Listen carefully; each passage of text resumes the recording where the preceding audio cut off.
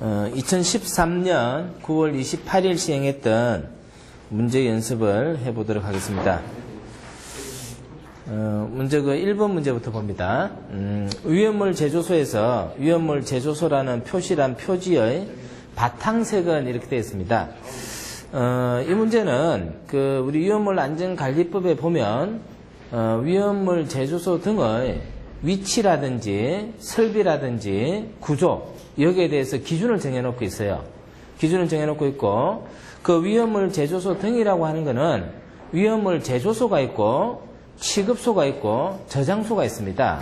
근데 그 중에서 가장 이제 원칙적인 표현이 나오는 게 위험물 제조소예요. 그래서 시험 문제에서는 이 위험물 제조소에 관련한 문제가 많이 나옵니다. 많이 나오는데 위험물을 저장하거나 취급하거나 하는 것에 관한 가장 일반적인 그런 내용들에 대한 기준을 정해놓고 있기 때문에 위험물 제조소에 관련한 문제가 제일 많이 거론되고 있는데 먼저 거기 보면은 표지를 설치를 한다. 표지라고 하는 것은 이 장소가 위험물 시설 중에서 어떠한 장소다. 이걸 알려주는 거예요. 알려주는 건데 그럼 위험물 제조소니까 당연히 뭐라고 적겠어요? 위험물 제조소 이렇게 붙여놓겠죠. 위험물 제조소. 그 다음에 만일에 위험물 저장소 같으면은 뭐 옥외 저장소, 옥내 저장소. 그래서 그게 어떠한 시설인가에 대해서 표지를 설치하게 돼 있어요. 표지를. 자, 그런데 이제 그 표지를 설치할 때는 이 장소가 위험물 제조소이기 때문에 주변에서 여기가 위험물을 제조하는 장소이기 때문에 위험성에 대해 인지를 하고 그에 대해서 뭔가 판단을 할 수 있게끔 아주 잘 볼 수 있는 그러한 것으로 표현을 해줘야 되겠죠. 그죠? 그래서 표지를 설치할 때 어떻게 설치할 것이냐는 원칙적 기준을 정해놓고 있어요. 그 기준에는 뭐가 있느냐 하면은 우선 표지의 크기에 대해서 정해놓고 있어요. 표지의 크기. 표지는 0.6m 곱하기 0.3m 이상이라고 되어 있어요. 0.6 곱하기 0.3. 그래서 앞으로 나오는 표지는 거의 다 0.6 곱하기 0.3으로 나와요. 그래서 이런 것도 문제가 될 수 있고 그러면 0.6, 0.3이라고 하는 표지에다가 뭐라고 적어요? 위험물 제조소 이렇게 적는단 말이에요. 위험물 제조소. 자, 그랬을 때 이걸 어떻게 표현을 하느냐는 건데 이 바탕 색깔하고 글자 색깔이 어떻게 되느냐 이게 여기에 대한 기준을 정해놓고 있어요. 그러면은 대부분 이 표지는요 거기 나와 있는 것처럼 바탕은 백색이고 저 문자는 흑색으로 적어요. 백색 바탕에 흑색 문자. 이렇게 적으면 딱 된단 말이에요. 그죠? 그러면 표지는 항상 이렇게 간다라고 생각하면 돼요. 근데 이제 문제는 뭐가 문제가 되느냐 하면은 표지만 설치하는 게 아니고 게시판도 설치해요. 게시판은 두 가지를 설치해요. 게시판 두 개를 둔다는 거예요. 두 개를 두는데 어떤 걸 두느냐 하면은 게시판 하나에는 여기에 들어있는 위험물이 분명히 뭐고 그 다음에 위험물을 취급할 때는 지정 수량의 최대 수량을 정해놓게 되어 있어요. 그리고 위험물 안전관리자가 누구인지 그래서 여러 가지 방화에 관하여 필요한 사항을 적는 게시판이 하나가 있고 또 게시판이 하나가 더 있어요. 그게 뭐냐면은 주의사항을 적는 게시판이에요. 주의사항을 적는 게시판. 그럼 이제 이게 위험하다는 것은 뭐가 위험하다는 거예요? 위험하다는 거는 연소의 위험이 있다. 화재의 위험이 있다. 이렇게 얘기하는 거예요. 그러면 연소의 위험, 화재의 위험에 있어서 지금 위험물질 가연물이 있잖아요. 그죠? 가연물 있고 그 다음에 산소가 있어요. 산소는 어때요? 우리 주변에서 무한히 있는 공기 중에서 공급이 된단 말이에요. 그럼 이게 연소나 화재 위험성이 나타나려면은 여기다 뭐가 더 추가가 돼야 돼요? 점화원이 추가돼야 되잖아요. 그죠? 점화원. 그래서 이 두 개가 반응을 할 수 있는 어떤 요인을 제공하는 것들에 대해서 그거 주의해야 된다 이렇게 적어놓고 있어요. 그럼 이제 우리 위험물 1류부터 6류까지가 있는데 그 중에서 뭐가 있냐면은 물기를 주의해야 되는 경우가 있어요. 물기. 그 다음에 화기를 주의해야 되는 경우가 있어요. 화기. 그래서 이렇게 두 가지로 적어 놓는데 물기와 관련된 것은 어떻게 표현을 하느냐. 자, 물기 주의 이렇게 적어요. 그 다음에 화기는 화기 주의, 화기 음검 이렇게 적어요. 물기 음검, 화기 음검, 화기 주의 이렇게 적는단 말이에요. 근데 이 물이라고 하는 것은 보통 우리가 물은 청색으로 표현을 많이 하잖아요. 그죠? 그래서 요거는 청색 바탕에 백색 문자로 표현해요. 백색 문자로. 그 다음에 화기주의라고 적거나 화기언금이라고 적을 때는 요거는 적색 바탕에 백색 문자로 표현을 합니다. 그럼 봐요. 여기는 어떻게 표현한댔어요? 여기는 백색 바탕에 여기는 흑색 문자로 표현한단 말이에요. 백색 바탕에 흑색 문자. 여기는 청색의 백색, 적색의 백색 이렇게 나오죠. 그러면 이 색깔을 쓰는데 색깔은 왜 쓸까요? 색깔은 쉽게 구분하기 위해서 색을 써요. 쉽게 구분하기 위해서. 그러면은 이 색을 구분했을 때 이게 어떤 의미란지 모르면 어때? 곤란하잖아요. 그죠? 그렇기 때문에 이 색깔과 관련된 것들이 문제가 잘 나오는데 색깔과 관련된 문제에서는 내용을 이렇게 알고 판단하면 금방 이루어지는데 이걸 그냥 이루려면 어때? 아주 헷갈린단 말이에요. 그죠? 요거는 물이니까 뭐요? 청색 바탕에 백색 문자로.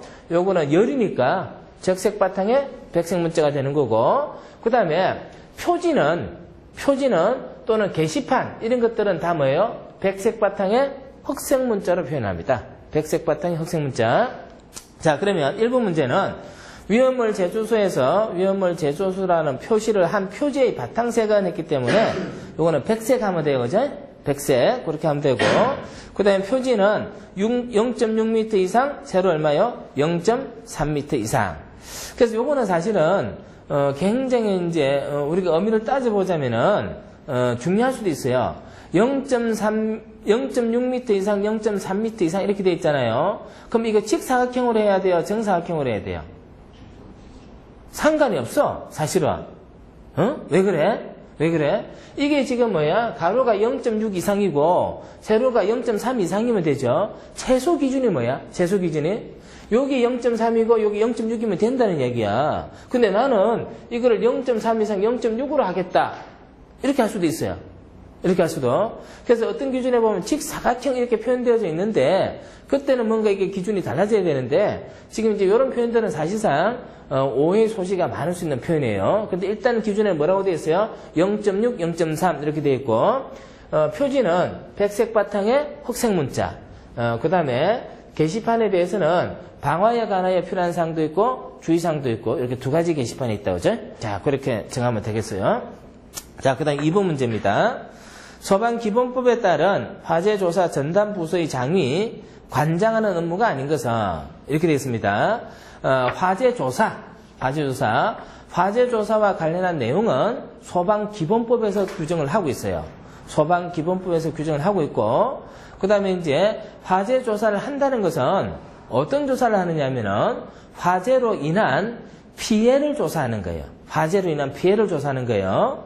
화재로 인한 피해 조사와 그 다음에 화재로 인한 원인을 조사하는 거예요. 그래서 화재 조사 이렇게 하면은 그게 이제 두 가지 내용을 갖고 있어요.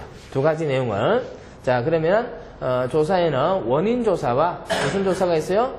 피해 조사가 있다. 피해 조사. 자, 이런 조사를 하는 전담 부서가 소방서 소방본부에 어때요? 설치가 되어져 있습니다. 그래서 그 팀들은 화재 조사만 어때요? 전문적으로 하게 된다는 얘기입니다. 자, 그게 이제 화재조사 전담 부서고, 그 전담 부서에는 장이 있을 거예요. 그죠? 장이. 그 장이 화재조사와 관련해서 어떤 업무를 해야 되는지에 대해서는 역시 법률은 어때요? 규정을 해놓고 있어요. 그 내용이 해당하지 않는 것은 이런 뜻이에요. 자, 그래서 업무가 아닌 것은 했습니다. 아닌 것은. 대부분 이제 우리 이런 기사 시험 문제에서는 문제 표현이 어떻게 되느냐. 맞는 것은 아닌 것은 이렇게 나와요. 그래서 지금 1번 문제 같은 경우는 거의 단답형 수준이잖아. 그지? 표지가 있는데 표지는 어떻게 표현해? 이런 문제예요. 그죠? 그 다음에 이제 2번 같은 문제는 뭐냐면은 쭉 구체적 사실을 늘어놓고 거기서 맞는지 틀린지를 골라내는 거예요. 그죠? 이제 이런 문제 유형이 있다는 거야. 자, 그러면 업무가 아닌 거 됐어요. 자, 그러면 한번 봅니다. 일단 화재조사 인력의 수급 및 배치 계획, 화재조사의 총괄 조정, 화재조사를 위한 장비의 관리 운영에 관한 사항, 화재조사의 실시. 자, 이렇게 되어져 있는데 여기서 전담부서의 장의 업무냐 아니냐 하는 판단은 우리가 상식적인 판단을 하면 돼요, 안 돼요? 안 돼요. 항상 법은 여러분들이 임의적으로 상식적으로 판단해서는 안 돼요. 안 되고 법률에 정해진 범위에 해당하느냐 안 하느냐를 명확하게 봐야 돼요. 그래서 자 거기 보시면은 화재조사 인력의 수급 및 배치 계획하고 나오는데 요거는 전담부서장이 하기보다는 그죠? 소방기관장들이 할 것 같아요. 그죠? 그래서 가령 소방서장이 화재조사 전담부서에 몇 명을 배치해라든지 아니면요 소방본부장이 그렇게 한다든지 그렇게 하는 거지 실제로 전담부서장은 그거는 실무를 보는 팀장의 성격을 갖고 있기 때문에 자기가 역할을 하는 조사 업무 영역에 관련한 건 어때요? 하겠죠, 그죠? 그래서 그 1번이 잘 못됐다라고 되어 있습니다. 1번이 틀렸어요. 1번이 답이고 그 밑에 보면 이제 해설이 나와 있는데요. 그게 이제 지금 실제로 법률에 규정이 되어져 있는 전담부서의 장의 업무에 관한 얘기입니다.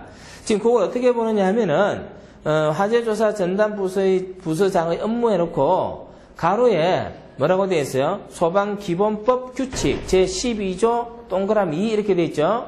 그거 뭐냐면은 소방기본법 시행규칙 제12조의 2항이란 뜻이에요. 2항. 그래서 여러분들이 그 내용을 더 확인하고 싶으면은 그 법률을 찾아보면 돼요. 그렇게 다 달아놨으니까. 자, 그러면 이제 2번 같은 경우에는 화재조사 인력의 수급 및 배치 계획. 그게 이제 답이다. 그렇게 이제 정하면 되겠고요. 자, 3번 문제 봅니다. 소방시설 종류 중 경보설비가 아닌 것은 했는데, 요 내용은 소방시설 설치 유지 및 안전관리에 관한 법률의 내용입니다. 시험 문제 굉장히 잘 나오는 내용 중에 하나예요. 소방시설 그랬는데, 소방시설에는 전부 5가지 설비가 있어요. 그죠? 전부 5가지 설비가 있는데, 어떤 게 있어요? 제일 먼저, 소화설비. 두 번째는 뭐가 있어요? 경보설비. 요것도 가급적이면은 법률에 규정이 되어 있는 순서대로 외우면 좋겠죠? 순서대로 외우면 좋아요. 자, 세 번째는 뭐가 있냐면은, 피난설비. 네 번째는 뭐가 있어요? 소화, 용수설비. 다섯 번째는 뭐가 있어요? 공부 안 했네요, 여러분들, 그죠? 소방활동설비. 자, 요렇게 해서 이제 전부 5가지 설비를 우리가 한꺼번에 합쳐서 뭐라고 그래요? 소방시설 이렇게 불러요. 소방시설. 그러면 이 소방시설에서는 이제 문제가 뭐가 나오느냐? 이렇게 5가지로 분류가 되어졌는데 거기에는 다시 구체적으로 설비들이 쭉 나오는데 그죠? 요걸 구분하는 문제예요. 지금 이 문제도 어때요? 그런 문제예요. 그죠? 이 문제도 그런 문제예요. 이 문제는 뭐가 나온 거예요? 이 중에서 경보설비에 해당하지 않는 것은 이렇게 나온 거예요. 경보설비에 해당하지 않는 것은 단독 경보용 감지기, 자동화재 탐지설비, 비상 콘센트 설비, 통합 감시시설 이렇게 나오는데 답은 뭐예요? 비상 콘센트 설비예요. 비상 콘센트 설비는 이 중에서 어디에 해당할까요? 소방이 아니고 소화활동설비네, 그죠? 네, 소화활동설비에 해당해요. 소화활동설비에. 그래서 아마 여러분들이 이런 문제들을 몇 개를 풀어보면은 그런 느낌을 받아야 돼요. 문제를 풀어보면은 뭐가 어떤 느낌을 받아야 되느냐 하면은 여기에 관련한 시험 문제가 나오면은 요거를 절대 빼먹고 문제가 될 수가 없어요. 그러면은 여기에 뭐가 있는지를 외워놓으면요 실제로 거의 모든 문제가 해결이 되어져요. 여기에 뭐가 있는지. 일단 그러면은 소화활동설비에는 뭐가 있는지 그것부터 한번 볼게요.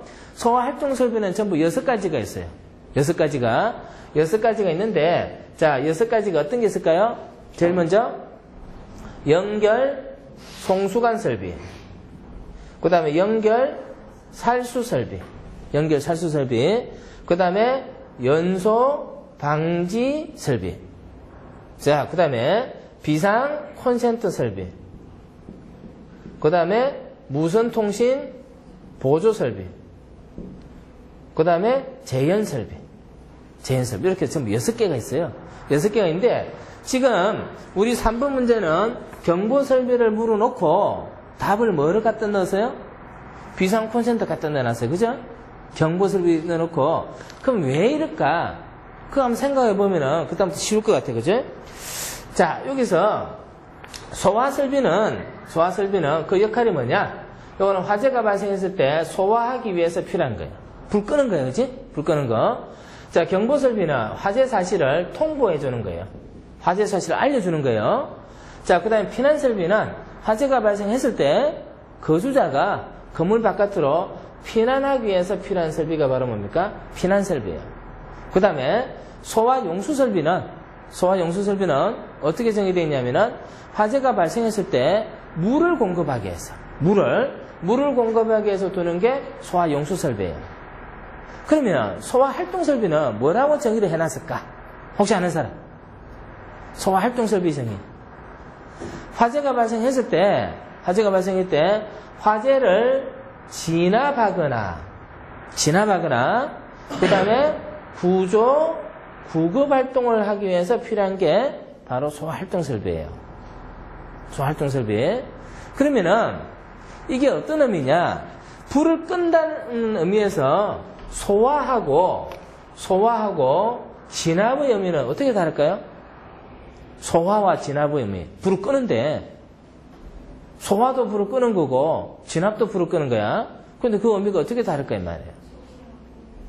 그렇죠. 초기하고 이거는 뭐냐면은 초기에 불을 끄는 거고 이거는 초기에 불을 끄는 게 아니고 화재가 이미 성장하고 난 다음에 불을 끄는 거예요. 그래서 특별히 뭐라고 불러주느냐 하면은 이놈을 초기 소화설비라 그러고 여기를 뭐라고 하느냐면은 본격 소화설비라 그래요. 본격 소화설비. 그러면 초기와 본격은 구체적으로 어떻게 다르냐? 초기는요, 소방대상물의 관계인이 사용하도록 설치가 되는 게 소화설비예요. 관계인이라고 하는 거는 거주자, 소유자, 관리자, 이런 사람들을 관계인이라 그래요. 반면에 본격이라고 하는 것은 요거는 소방대가 사용하는 거예요. 소방대가 사용하기 위해서 두는 게 바로 뭐예요? 본격 소화설비입니다. 본격 소화설비. 그럼 불을 끄긴 끄는데 요거는 불이 처음에 조그만할 때 불을 끄는 거고 이건 불이 어때요? 아주 커졌을 때 불을 끄는 거예요. 그 차이예요. 근데 여기서는 불이 나니까 일련의 과정들이 쭉 진행이 됩니다. 야, 불이 났다. 알려주고 빨리 피난해야 된다. 근데 여기는 불이 커졌기 때문에 그런 것들이 어때요? 한꺼번에 일어나요. 그래서 가만히 보면은 여기서 나오는 기능과 별반 차이가 안 나요. 단지 어떤 차이가 있어요? 어느 시점에 적용되느냐는 그런 문제이고 시점이 달라지기 때문에 누가 이걸 사용하는 주체가 되느냐 그런 문제예요. 그렇기 때문에 여기에서 문제가 거론되어졌을 때 이런 것들을 슬쩍슬쩍 집어넣어 놓으면요 이게 아주 비슷한 의미로서 판단이 될 수가 있다는 거예요. 그렇기 때문에 요게 매번 나와요. 요게 매번 나와요. 지금 우리 문제는 경보설비를 물어놓고 뭡니까? 비상 콘센트. 요게 이제 답이었습니다. 그죠? 그래서 답은요 몇 번 하면 돼요? 3번 하면 됩니다. 3번. 그러면은 지금 이제 그 3번 문제에서는 소화활동설비 6가지가 뭔가 어때요? 기억해야 되겠죠? 다음번에 나왔을 때 이 문제 틀리면 안 돼요. 처음에 나왔을 때는 틀려도 되는데 나왔던 문제가 또 나왔을 때는 이제 틀리면 안 된다는 거야. 오늘 저녁에 이거 다 외웁니다. 자, 그래서 3번 문제는 3번 답하면 되겠고요. 자, 그 다음에 이제 4번 문제입니다.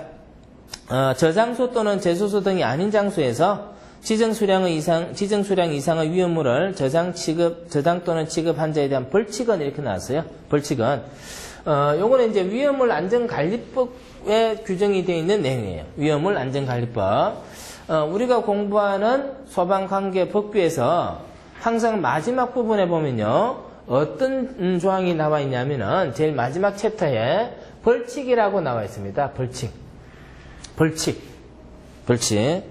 이거는 우리가 지금 공부하는 관계법규의 모든 법률에요 벌칙이라고 나와 있습니다. 그럼 이 벌칙이라는 규정이 없는 법이 있나? 벌칙을 두지 않는 법도 있어요. 그럼 벌칙은 왜 둘까, 그지? 벌칙은 왜 둘까? 그리고 그 벌칙에는 뭐가 있을까? 이런 거 이제 한번 생각을 해볼 필요가 있어요, 그지? 우리가 공부하는 소방 관련된 법률들은 그 법률의 형식 면에서 뭐라고 이야기했냐면은 공법적 체계를 갖는 법률이다 이렇게 얘기해요. 공법의 형식 체계를 갖추고 있어요. 그럼 공법이란 게 뭐냐? 공법이란 게 뭐냐 이렇게 했을 때 자 이렇게 또 생각해봐요. 우리가 이제 어떤 사실을 판단할 때 어떤 대상 하나만 놓고 판단하면 그게 잘 안 보여요. 그럼 어떻게 하면 되느냐? 그하고 아주 유사한 놈을 갖다 놓고 두 개를 비교를 해보는 거예요. 비교를 해보면 뭐가 나와? 차이점이 나오지. 차이점이 나오면은 그 차이점이 바로 뭐야? 각각의 특징이 될 수 있는 거예요. 그러면은 공법이라고 하는 아주 어려운 개념이 있어요. 그러면 그거를 우리가 이해를 하려면 어떻게 해야 되느냐?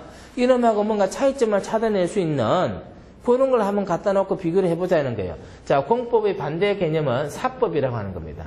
사법. 이런 말 처음 들어보지, 그치? 공법하고 사법. 이런 법이 있는 게 아니고 법은 여러 개가 있는데요. 그 중에 공법적 형식을 갖는 게 있고 사법적 체계를 갖는 게 있다는 얘기예요. 그러면 이 두 개는 어떤 차이가 있느냐? 우리가 공사를 구분해야 된다 하는 것처럼 서로 상대적인 의미를 가지고 있어요. 법률의 적용 관계가 공법은 수직적으로 적용되는 법률인 반면에 그럼 사법 뭐라고 하면 되겠어? 반대로 했잖아. 이게 수직적이라 했으면은 그 다음에 내가 어떻게 그릴까요? 수평적인 관계에 있는 법이라는 얘기야. 그지? 수직적인 관계라고 하는 거는 하나는 높고 하나는 낮다는 얘기예요. 그게 뭐냐면은 종속적인 관계라고 얘기해요. 종속적인 관계. 반면에 수평적인 관계는 뭐냐면은 두 개가 대등하다는 거예요. 그죠? 관계가. 요거는 대등한 관계에서 법률적 체계라는 얘기예요. 그럼 어떻게 종속이냐? 자, 종속인데 높은 게 누구냐면은 국가기관입니다. 국가기관. 국가기관. 국가의 통치를 받는 국민이 어때요? 여기 있어요. 그죠? 그 다음에 국가가 국민을 통치하는 수단 작용을 뭐라 하냐? 행정작용이에요. 행정. 자, 여기 뭐가 있냐면 행정기관이 있어요. 행정기관. 행정기관에 대해서 상대적인 개념은 뭐냐면은 사인이라고 해요. 사인. 우리 일반적인 시민들. 그래서 국가기관이 우리 국민을 통치하기 위해서 일방적으로 적용하는 법률 관계가 바로 뭐냐면은 공법적 관계예요. 대부분 법들은 이런 경우들이 많아. 그럼 사법적 관계는 뭐냐면은 대등한 관계에서 서로 권리나 또는 어떤 이익이나 이런 관계를 정리하기 위해서 법률이 형성되어졌을 때를 그걸 뭐라고 하냐면은 그거는 사법적 관계라고 그래요. 사법적 관계. 그러면 이제 주로 어떤 관계냐면은 계약을 한다든지, 그죠? 또는 우리가 잘 아는 민법 같은 거요. 민법 같은 경우는 뭐가 있어요? 성인의 나이를 몇 살로 한다. 이런 게 이제 민법대로 결혼을 몇 살 되면 할 수 있다. 뭐 이런 얘기 나오잖아요. 그죠? 그런 거는 이제 이런 어떤 일방적인 관계가 아니고요. 전체가 똑같이 적용되는 그런 법률적 관계예요. 그래서 그런 경우를 뭐라고요? 사법이라 그러는데 실제로 공학에서 배우는 법들이 이런 법은 없어요. 우리는 전부 다 뭘 배워요? 공법적 관계법을 배워요. 그럼 공법적 관계법들은 아주 표현이 명확하게 이제 딱 나옵니다. 제1조에 보면 뭐가 나와요? 법의 목적이 나오잖아요. 법의 목적에 보면 뭐가 나오냐? 항상 공공의 이익을 우선으로 한다. 공공복리 정진을 목적으로 한다. 뭐 이런 얘기들이 나와 있어요. 그러면서 제일 마지막에 가면 뭐가 나오냐면 벌칙이 나와요. 벌칙이. 그 뭐냐면은 이 공법적 관계라고 하는 것은요. 이런 관계로 법이 구성됩니다. 전체가 가질 수 있는 이익과 공익과 개인이 가질 수 있는 이익, 사익, 이 관계를 규정하는 건데, 자, 우리도 지금 우리 학과에 전체 구성원이 있습니다. 전체가 우선이 돼야 돼요? 개인이 우선이 돼야 돼요? 개인은 자기 자신의 권리를 가질 수 있고요. 그죠? 권리를 가질 수 있지만은 우리가 전체적으로 뭡니까? 전체가 우선이 돼야 되겠죠. 이것도 마찬가지예요. 공익이 우선이 돼야 됩니다. 공익이 우선돼야 되고요. 거기에 따라서 개인의 이익은 전체 이익이 따라가는 거예요. 그래서 두 개를 봤을 때 요거는 우선하는 겁니다. 우선. 그러면은 가령 예를 들어서 우리 학과가 전체가 어떻게 하자 이렇게 했단 말이에요. 그러면 내가 하기 싫어도 어때? 해야 되는 거야. 그지? 그래야지만 이게 전체 이익이 형성되는 거지. 그러면 어떻게 하자고 했을 때는 하기 싫지만은 하잖아요. 그죠? 그런 경우는 이 개인은 어떻게 됩니까? 이 전체 이익에 뒤따라가는 거고요. 전체 이익에 의해서 자신이 손해볼 수도 있죠. 그죠? 그래서 개인의 이익은 이거는 침해를 받을 수밖에 없습니다. 이거는요. 이게 이제 민주주의라는 거예요. 이게. 전체가 어떻게 하자 했을 때는 개인은 어떻게 돼? 따라가야 되는 거예요. 개인은. 근데 개인이 따라가려고 하는데 전체 이익에 비해서 내가 받는 침해가 너무 커요. 내가 받는 침해가 나는 정말로 그거 못하는데 가령 예를 들어서 우리가 오늘 수업 마치고 전체 수영을 하자. 나는 물에 들어가면 안 돼요. 나는 물에 들어가면 안 돼. 수영을 해야 되는 건 맞지만 나는 물에 들어가면 안 되는 사람이에요. 물에 들어가면 죽을지도 몰라. 그러면 어떻게 돼? 물에 못 들어가죠. 그렇잖아.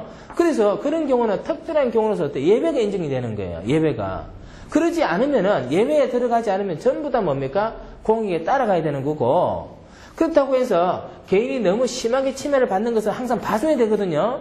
그래서 이거 두 개를 아주 적절하게 조화롭게 균형 있게 맞춰가는 과정들이 필요하게 되는데 그게 바로 뭐냐면은 법률에 정해진 절차라고 하는 거예요. 법률에 정해진 절차. 그래서 이런 공법은 마지막에 벌칙이 있다고 했지만 그 앞에 또 뭐가 있냐면은 이런 특별한 희생에 대해서는 보상을 해주는 게 있어요. 보상을 해줘요. 보상을 해주고 특별하지 않고 전체 이익에 위배되는 사람들이 있어요. 그죠? 그런 사람에 대해서는 뭘 가할까요? 벌칙을 가하는 겁니다. 벌칙을. 그래서 전체 이익과 개인의 이익을 아주 균형 있게 잘 맞추어 나가는 과정을 규정을 해놓은 게 바로 법률이라고 하는 거예요. 그 법은요, 굉장히 잘 알면은 아주 정확하고, 그 다음에, 그 법을 잘 적용하게 되면은 문제될 게 하나도 없는 거예요, 이게. 근데 우리가 보통 보면 법을 어때요?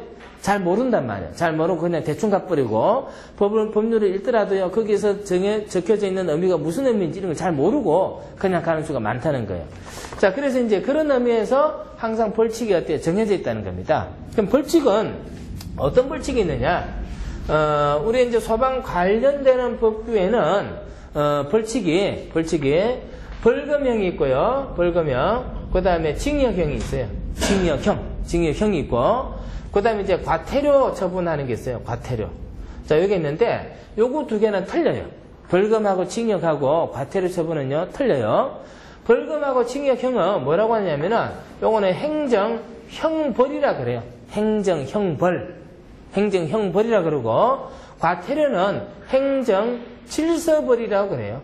행정질서벌요. 어떻게 구분하면 되느냐? 자, 신호등이 빨간불이면 건너면 돼야 안 돼? 안 되잖아, 그지? 자, 그렇게 보면, 여러분들 운전을 하고 있어요. 자, 운전을 하고 가다가 빨간불이 왔어요. 지나가면 돼야 안 돼요? 안 돼요, 그지? 지나가면 안 돼요. 자, 그거는 뭐냐면은, 빨간불일 때 지나가면은, 벌금하고요, 과태료 중에서 어떤 처분을 내릴까요? 과태료 처분을 내려요. 왜 그럴까요? 빨간불이다라고 하는 것은 지나가면 안 된다라고 하는 우리 약속인데 그때 지나간다는 이야기는 사람을 치게 하거나 사람을 다치게 하거나 할 가능성이 있는 거죠. 그래서 그걸 위반하게 되면 어떻게 됩니까? 과태료 처분을 하는 거예요. 근데 빨간불일 때 지나가다가 사람을 치게 했어요. 그 사람이 다쳤어요. 그때는 어떤 벌을 내릴까요? 구체적인 죄를 저질렀으니까 어때요? 벌금이 가해지겠죠. 그죠? 요게 이제 과태료하고 벌금입니다. 그러면은 실제로 요거는 어떤 중대한 사실을 위반한 게 아니죠. 그죠? 그 위반을 하지 않도록 하기 위해서 정해놓는 거고, 요거는 뭡니까? 위반했을 때 적용되는 겁니다. 그래서 여러분들 법조문에서 벌금형이 어떨 때 부과되고 과태료가 어떨 때 부과되는지 그 내용을 읽어보면은 여기가 어때요? 훨씬 더 경미한 경우겠죠. 그죠? 약할 때는 이렇게 바꾸고 좀 심하게 잘못했을 때는 어디로 갈까요? 이렇게 갈까요? 그죠? 자, 그러면은 행정형벌은 벌금형하고 징역형하고 두 개밖에 없느냐? 아니에요. 우리나라의 행정형벌은 전부 8가지 항목이 있어요. 8가지 항목. 그 중에서 우리 소방과 관련한 법률에는 3가지가 규정이 돼요. 3가지가 뭐냐면은 벌금형이 있고요. 징역형이 있고 검고형이 있어요. 검고형. 징역형이 있고 검고형이 있어요. 벌금은 잘못했기 때문에 어때요? 돈 내라 이렇게 하는 거예요. 돈을 내라. 그러면 징역형과 검거형은 뭐냐? 잘못했기 때문에 감옥에 가두는 거예요. 감옥에 가두는데 징역은 어떻게 하느냐? 감옥에 가둬놓고요. 일을 시켜요. 요거는 일을 시키는 거고 검거형은 감옥에 가둬놓고 일을 안 시키는 거예요. 그래서 우리 소방과 관련된 것은 이러한 법률이 이제 정해져 있습니다. 이러한 법률이. 그럼 이제 우리 4번 문제는 어떤 문제냐면은 저장소 또는 제주소 등이 아닌 장소에서 지정 수량 이상의 위험물을 저장 또는 취급한 데에 대한 벌칙은 이렇게 나오는데 우리가 위험물을 저장하거나 취급하는 경우에는 아무 데서나 하면 안 돼요. 그래서 그 위험하니까 그렇지? 그래서 저장소나 제주소 등에서 저장하거나 취급하도록 되어 있는데 그걸 위반한 거예요. 그걸 위반했어요. 그러면 그때는 어떻게 합니까? 문제가 금방 생길 수 있으니까 어떻게 합니까? 벌금형하고 그 다음에 징역형이 가해지는데 그 정도가 얼마가 되느냐 하는 겁니다. 자, 요거는 우리가 법을 전공하는 사람들이 아니기 때문에 이런 문제들은 어때요? 외워서 풀어야 되는 거예요. 외워서 푸는데 그 밑에 해설해 보면은 위험물 안전관리법 제35조에 1년 이하 징역 1,000만 원 이하 벌금에 해당하는 게 그렇게 많아요. 전부 9개의 항목이 있잖아요. 이걸 어떻게 다 외웁니까? 어떻게 다 외우면 되겠어? 이거 외울 수 없어. 응? 외울 수 없고 이걸 외우기로 권장하지 않아요. 그런데 뭘 외워야 되느냐? 문제 나올 때 하나만은 꼭 기억하고 있으라는 거예요. 하나만은. 그러면 4번 답은 뭐예요 지금? 1년 이하 징역 1,000만 원 이하 벌금이죠. 그 언제 그래요? 제조소 등이 아닌 장소에서 위험물을 저장하는 취급했을 때 그렇다는 얘기야, 그지? 자, 그거 하나만 외웁니다. 하나만. 그래서 그 밑에 해설에다가 그 항목이 나와 있는 데다가 표시를 해 두세요. 몇 번에 그 항목이 나와 있어요? 1번에 나와 있죠? 1번에 줄을 그어 놓으세요. 1번에다가. 그래서 내가 다음 주에 물어볼 거예요. 위험물 안전관리법에서 1년 이하 1,000만 원 이하 벌금형에 해당할 수 있는 위반 사항이 뭐가 있어요? 이렇게 물어보면 여러분들 뭐라고 얘기해야 돼? 제조소 등이 아닌 장소에서 지정 수량 이상의 위험물을 저장하거나 지급한 경우 이렇게 얘기할 수 있어야 돼. 다른 거 몰라도 좋아요. 그거 할 수 있겠지? 자, 그 정도만 하면 됩니다.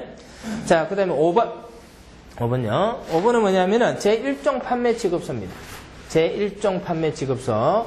위험물 제조소 등에는 뭐가 있느냐? 위험물 제조소 등에는 제조소가 있어요. 제조소. 요거는 제조하려고, 그지? 제조하려고. 그 다음에 저장소가 있어요. 저장소. 요거는 위험물을 저장하려고. 그 다음에 뭐가 있냐면 취급소가 있어요. 취급소인데 이거는 제조 외의 목적으로요 두는 거예요. 제조 외의 목적으로.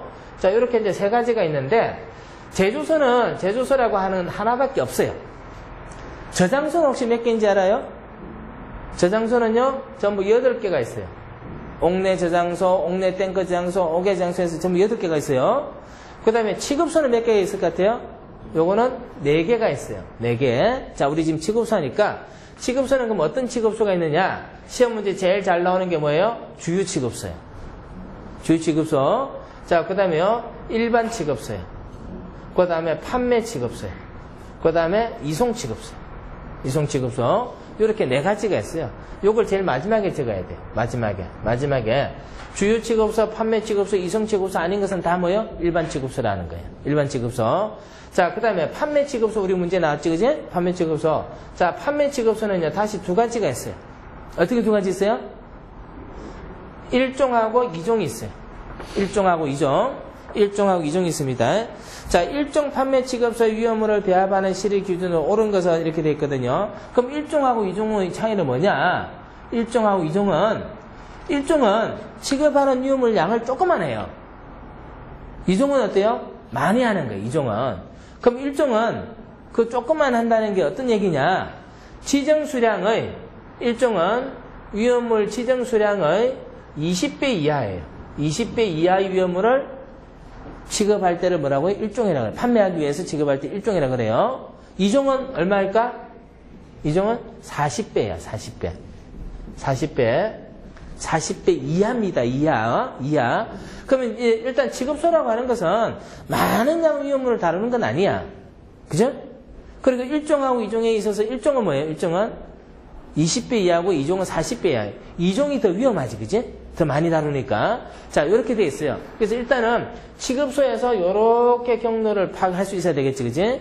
취급소 중에 판매 취급소가 있고, 거기는 1종하고 2종이 있다. 1종하고 2종이 있다. 자, 그러면 이제 거기 보면 뭐가 있냐면은, 위험물을 배합하는 실이 나오는데, 자, 뭐 1종 같은 경우는 예를 들면 이제 이런 겁니다. 페인트 가게예요. 페인트 가게 우리가 페인트 사러 가면은 어떻게 해요? 페인트를 이렇게 섞어서 주지. 색깔을 맞춘다고. 또는 뭐가 있냐면은 페인트에다가 뭐예요? 그 기름을 신나를 해가지고 페인트를 묽게 해서 만들어주고, 그죠? 그런 어떤 작업을 하게 됩니다. 예를 들면 이제 그렇다는 얘기예요. 그게 바로 뭐예요? 배합하는 실이에요. 그럼 배합을 하게 되면은 위험물을 용기 안에 가지고 있다가 용기 밖으로 나오게 되지. 용기 밖으로 나오면은 가연물, 위험물이 있었고, 용기 바깥에 뭐가 있어요? 산소 있잖아. 산소. 여기다 뭐가 가면 불이 나요? 점화가면 불이 나잖아. 그러니까 이 배합하는 실도 굉장히 위험하다고 보고, 이 배합을 할 때 어떻게 배합을 해야 될 것인지에 대해서 어때요? 기준을 정해놓는 거예요. 그래서 거기에 딱 맞춰진 곳에서 뭐 해야 돼요? 배합을 해야 된다는 겁니다. 그러면 거기에 나오는 것도 역시 마찬가지로 뭐예요? 기준에 관한 문제지? 기준에 관한 문제인데, 자, 기준에 관한 문제는요, 거의 대부분 숫자들이 나와요. 숫자들이 나오는데, 그 숫자는 뭘 의미할까요? 기준을 의미하잖아, 기준을. 예를 들면은, 바닥 면적이 5 이상 10제곱미터 이하로 할 것 됐습니다. 그럼 배합하는 실은 일정 크기 이상 돼야 되고요, 일정 규모 이하가 돼야 된다는 거야. 그거 틀렸어요. 어떻게 틀렸어요? 5에서 10이 아니고 6에서 15입니다. 6에서 15요. 6제곱미터 이상이 돼야 되고요, 15제곱미터 이하가 돼야 된다는 얘기입니다. 요 사이에 딱 들어가야 돼요. 일종 배합하는 실을요 5로 하면 어때요? 안 된다는 얘기고, 그 다음에 15가 넘어가면 어때요? 안 된다는 얘기예요. 요 안에 들어가야 된다는 얘기입니다. 이 안에 들어가야 된다. 그래서 그게 틀렸어요. 자, 그 다음에 두 번째 보시면은 출입구 문턱의 높이는 바닥면으로부터 0.1m 이상으로 할까요? 요건 어때요? 맞아요. 요거는 맞아요. 요거는 맞는데, 출입구에 문턱을 둔다 그랬어요. 문턱을 이렇게 두면요, 위험물이 액체인 경우요, 문턱이 있으면 이게 넘어갈 수 있어요, 없어요? 없어. 근데 여기 위험물을 많이 취급하면은 10cm 가지고 될까요, 안 될까요? 안 돼. 그러면 어떻게 돼요? 15cm, 20cm로 가는 거예요. 근데 기본적으로 문턱은 얼마? 10cm 이상입니다. 자, 그래서 그거 맞고요. 자, 3번에 보면은, 바닥은 위험물이 침투하지 아니한 구조를 하는 경사가 없는 집유설비를 할 것. 경사가 없는 집유설비. 자, 경사가 없는 집유설비인데, 경사가 없으면은 이 바닥에 떨어진 위험물이 어디로 흘러가요? 못 가요? 못 가. 그래서 경사를 두고 이 아래쪽에다가 뭘 하느냐 하면은 그 위험물을 모으는 집유설비를 두는 겁니다. 없는 하는 게 틀렸어요. 없는. 자, 그 다음에 네 번째, 내부에 체류한 가연성 전기는 벽면에 있는 창문으로 방출하는 구조를 할 것. 벽면에 있는 창문으로 방출하는 구조를 할 것 되는데, 창문으로 방출하는 게 아니고, 가연성 미분 전기는 지붕 위로 방출하는 설비를 해야 된다. 이렇게 되어 있습니다. 자, 그러면은 이런 문제는요, 굉장히 어려운 문제예요. 왜 어려우냐? 일단은 틀린 걸 찾으라고 하는 문제가 아니고 어때요? 맞는 것을 찾으라 하는 문제예요. 그래서 일단 어려워. 그럼 이런 문제는 어떻게 정리하느냐? 문제 지문에서 틀린 부분에다 표시를 해놔야 돼요. 그러면 1번 지문에 어디다 표시해야 돼? 5 이상 10 이하를 6에서 15로 고쳐놓고, 그 다음에 3번에는요, 어디다 조건해야 돼? 없는. 그걸 뭐라고? 있는. 이렇게 고쳐놔야 돼. 그 다음에 4번에는요, 벽면에는 창문이 아니고 지붕 이렇게 고쳐놔야 돼요. 지붕 고쳐놔야 돼요. 그러면 그걸 이제, 자, 다시 또 한번 생각해봐요. 객관식 문제는 여러분들이 이제 문제를 읽어서 답을 정해보면은, 야, 이거는 이렇게 될 수밖에 없었구나라고 하는 생각이 드는 경우들이 많아요. 먼저 6에서 15인데 5에서 10에서 틀렸잖아요. 그죠? 이런 걸 뭐라고 하냐면 숫자 바꾸기라고 하는 거예요. 숫자를 바꾸면 틀려요. 숫자는 뭐라 그랬어요? 기준이라 그랬잖아. 기준이 엉터리니까 법을 어긴 거잖아. 그죠? 그래서 항상 숫자는 잘 봐야 돼요. 숫자는. 자, 그 다음에 3번에 보면요, 없는 하고 나와요. 없는. 이거 틀렸어요. 어떻게 해야 돼요? 있는 했어요. 있는. 자, 이런 거는 뭐냐면은 아주 객관성이 있는 상대어를 찾아낸 거예요. 더 쉽게 말하면 반대말 찾기 한 거야. 반대말 찾기. 응? 반대말 찾기. 우리가 상식적으로 반대말 찾기 할 때 있다 하면 뭐라고 해야 돼?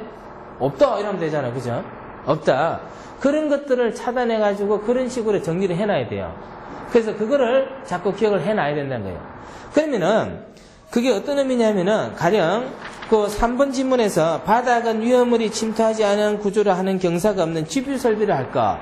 이 말을 연습해 봅니다. 한번 틀리게 고쳐보세요. 뭐라고 하면 될까? 바닥은 위험물이 침투하지 아니하는 구조를 하는 경사가 없는 집유 설비를 할까? 어떻게 고치면 될까? 바닥 하지 말고 벽이라면 되겠지. 그 말이 이상하지잖아요. 그죠? 그렇죠? 벽 하면 돼요. 틀리게 할 수 있는 거. 침투하지 아니하는, 이걸 뭐라고? 침투하는, 이렇게 고치면 되겠지. 침투하는. 자, 그 다음에 이제 경사가 없는, 경사가 있는. 집유설비 기름을 모으는 장치인데, 엉터리 고치면 뭐라고 하면 되겠어? 집수정을 설치할 거, 뭐 이런 것도 되잖아요. 그러면은, 왜 그렇게 할 수밖에 없느냐? 객관식 문제이다 보니까 사람은 어때요? 명확하게 틀릴 수 있는 표현들을 찾아오는 거야. 명확하게 틀릴 수 있는 표현들을. 그게 뭘까라는 생각을 해보면은 문제는 굉장히 쉬워져요. 문제는. 근데 지금 이 문제 낸 사람은 굉장히 초보 단계의 사람, 문제의 출제자일 것 같아. 아니면 쉽게 내려고 했거나, 경사가 있는 이 말을 뭐라고 한 거야? 경사가 없는 이렇게 했단 말이에요. 그지? 그래서 그렇게도 한번 판단을 해봐야 돼요. 자, 그 다음에 내부에 체류한 가연성 전기는 벽면에 있는 창을 통해서 방출하는 구조를 할 것 했는데, 내부에 체류한 가연성 전기나 가연성 미분. 자, 가연성 전기와 미분이 있어요. 가연성 전기와 미분. 이거 어떤 의미예요? 가연성은 연소가 되는 거죠. 연소가 된다는 뜻이에요. 연소가 될 때는 우리는 어떻게 연소가 돼요? 가연 물질이 기체인 산소와 어때요? 산화반을 일으키죠? 그죠? 그러면 산소하고 산화반을 일으키려면은 가연 물질도 어떤 상태가 돼야 돼요? 산소하고 좀 비슷하게 맞춰줘야지만 산소가 한번 놀아줄 거 아니에요? 그죠? 그러면 기체 같은 경우는, 기체 가연물 같은 경우는 산소하고 바로 반응이 돼요. 그런데 액체는 산소하고 곧바로 반응이 잘 될까 안 될까? 안 돼. 다른 나라 사람이야, 액체는. 산소가 봤을 때는. 그러면 비슷한 모양으로 갖추는 게 바로 뭐예요? 액체가 정발해서 기체가 되면 그거 뭐라 그래요? 전기를 하잖아. 전기. 그 다음에 미분은 뭐예요? 미분은 고체입니다. 고체가, 큰 덩어리 고체가 산소가 별로 안 좋아해요. 그러면 산소가 좋아할 수 있는 덩어리 상태가 어떤 상태로 바뀌어져야 되느냐? 미분 상태로 바뀌어져야 되는 거예요. 그러면 요거 두 개는요, 어떤 모양처럼 보이느냐면 기체처럼 보여요. 기체처럼. 근데 기체는 공기 중에서 확산해 가는데, 요거는 기체가 아니기 때문에 가만히 내버려두면 어떻게 돼요? 아래로 떨어집니다. 아래 떨어져요. 아래 떨어진다는 얘기입니다. 자, 그래서 이제 그게 전기하고 미분인데, 그럼 이제 이게 아래로 떨어지면 안 되기 때문에 이런 것들은 어디로 빼낼까요? 위로 자꾸 빼냅니다. 위로요. 아래로 떨어지면은 이게 빼내기가 힘들어지고, 위로 빼내야지만 어때요? 이게 위험성을 위로 빠져나가는 거지. 아래로 빼지면 이게 계속 실내에 남아있잖아요. 우리가 이렇게 생활하는데, 여기서 뭘 하면은 문제가 되는데, 여기서 뭔가 있으면 어떻게 돼? 우리가 불을 여기다 갖다 대지 않는 데는 안 되잖아요. 그죠? 그래서 위로 이렇게 빼내야지만 된다는 얘기죠. 그래서 전기나 미분은, 그렇게 이제 해석을 하면 됩니다. 자, 거기까지가 이제 5번 문제였고요. 자, 6번 문제. 소방시설 공사의 하자 보수 기간으로 옳은 것은, 소방시설 공사의 하자 보수 기간으로 옳은 것은, 하자 보수하고 나오는데, 하자가 뭐예요? 하자가 여자 이름이 아니고 성이 함시고 이름이 하자이라면 이름이 어떻게 불러요? 함하자. 그러면 안 되겠지? 응? 뭘 하는지 모르겠지만은, 자, 여기서 하자는 뭐냐면은, 하자는 소방시설을 설치를 했는데, 소방시설이 설계 도서, 이거 다르게 된 거야. 그거는 뭐 처음부터 의도적으로 그랬던, 공사를 하다 보니까 그랬던, 다르게 된 거예요. 그래서 설계 도서와 달라서 기능에 문제가 있고, 성능에 문제가 있고, 외관, 미관에 문제가 있으면 그것도 하자인 거야. 삐딱하게 달아놔도 어떻게 돼? 하자야. 문이 안 열려도 뭐요? 하자야. 작동이 안 돼도 뭐요? 하자야. 그럼 이런 하자는 보수로 해야 돼요. 보수라고 하는 것은 어때? 그게 문제가 없는 상태로 만드는 거야. 문제가 없는 상태로.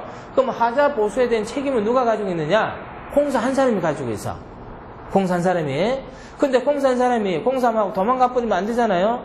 그래서 이 하자를 보수하기 위해서 보증을 하게 됩니다. 하자 보수 보증요. 하자 보수 보증. 그래서 어떤 공사인지 간에 공사를 하게 되면은 나중에 하자가 발생했을 때 보수를 하려고 돈을 받아놔요. 돈을. 그걸 뭐라고 그래요? 하자 보수 보증금이라고 그래요. 하자 보수 보증금.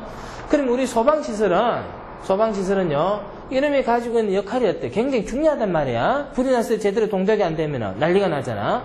그래서 이 소방시설에 대해서는 하자, 보수, 보증에 대하여 법률에 규정을 하고 있어요. 그 중에 하나가 뭐냐면은 하자, 보수, 보증 기간입니다. 하자, 보수, 보증 기간. 언제까지 그렇게 봐줄 거냐 하는 얘기예요. 언제까지. 자, 소방은 하자, 보수, 보증 기간이 딱 2개밖에 없어요. 2년하고 3년. 2년하고 3년. 그 쉬워. 하자, 보수, 보증 기간이 2년이 있고 3년이 있어요. 2년과 3년. 2년과 3년. 그럼 2년은 2년 이내에 발생한 문제는 보수를 해준다는 거야. 3년은 3년까지 봐주겠다는 얘기예요. 3년까지. 그래서 2년, 3년 나오는데 어떻게 구분하느냐. 법률에 딱딱 정해놨어요. 근데 그걸 잘 살펴보면은 이런 생각이 들어요. 2년은 전기장치들이 많아요. 전기장치들. 전기는 별로 뭐 고장날 게 없어요. 그지? 그러니까 뭐 2년만 문제 없으면 그거 괜찮다는 거예요. 그 다음에 3년은 기계장치들이 많아요. 기계장치들. 그럼 우리 소방시설이 아까 5개 있었거든? 5개 있었는데 그 중에서 이제 전기와 주로 관련된 게 뭐가 있을까? 경보설비. 경보설비. 그 다음에 기계와 관련된 게 뭐가 있을까? 소화설비. 소화설비요. 이런 것들이 뭐냐면은 2년이고 3년입니다. 2년이고 3년이요. 그렇게 딱 맞추면요. 다 맞아 떨어져요. 그렇게 맞추면. 근데 그렇게 맞췄는데 안 맞아 떨어지는 게 딱 있어요. 그게 맨날 시험 문제 나와요. 그게 뭐냐면은 자, 2년에 보면요. 2년에 보면은 무선통신 보조설비라고 표시되어 있어요. 자, 무선통신 보조설비. 무선통신 보조설비는 소방시설 5개 중에 어디에 들어가요? 소화활동설비에 들어가요. 소화활동설비. 소화활동설비는 누가 쓰는 거라서? 소방대가, 소방관들이 쓰는 거예요. 그지? 이거 3년으로 가야 돼요. 3년. 근데 요거 잘 보면요. 이거 그냥 무선통신 보조설비가 뭐냐면은 건물에다가 그냥 안테나 역할을 하는 통신선 하나 쭉 깔아놓은 거예요. 내용은요. 3년으로 가야 될 것 같은데 실제로 이놈이 하는 역할, 이거 누가 쓰느냐를 봤을 때는 3년으로 가야 될 것 같은데 실제로 이놈이 가지고 있는 기능은 전기장치. 그죠? 전기적 장치라 보면 돼요. 자, 3년에 보면요. 뭐가 표시가 되어 있어요? 자동화재 탐지설비.